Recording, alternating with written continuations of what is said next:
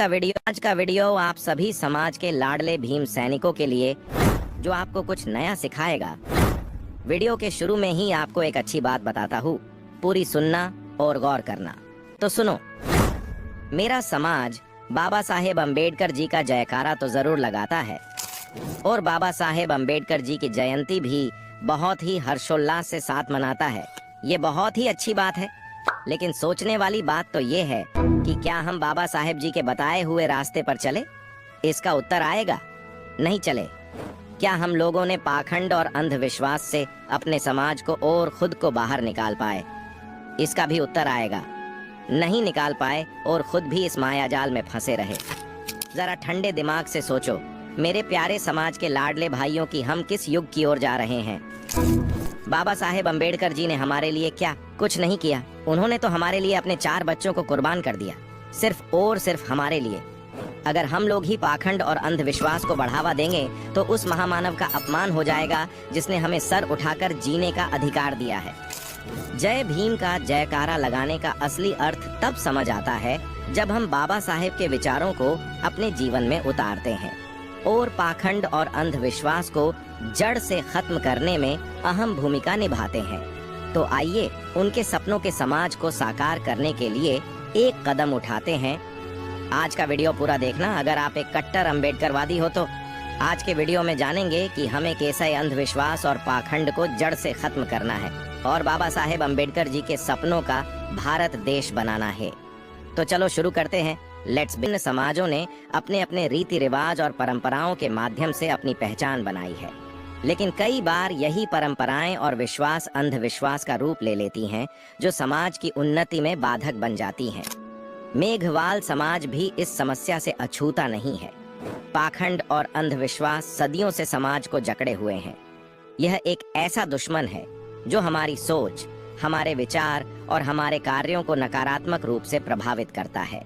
पाखंड उन प्रथाओं का रूप ले लेता है जिन्हें लोग बिना सोचे समझे अपना लेते हैं और वे इसे धार्मिकता या संस्कृति का हिस्सा मानते हैं, लेकिन वास्तव में यह एक मानसिक जंजीर है जो हमें आगे समाज को इससे मुक्त करने के लिए शिक्षा और जागरूकता का आह्वान किया।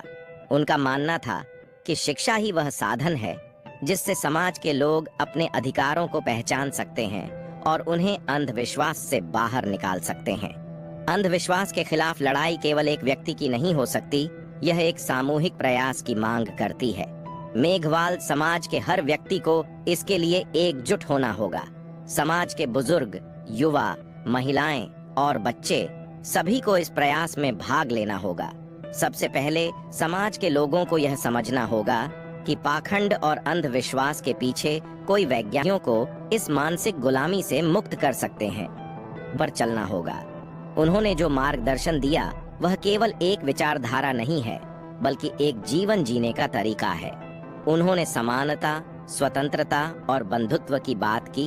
उन्होंने समाज के प्रत्येक व्यक्ति को आत्मसम्मान और गरिमा के साथ जीने का अधिकार दिलाया।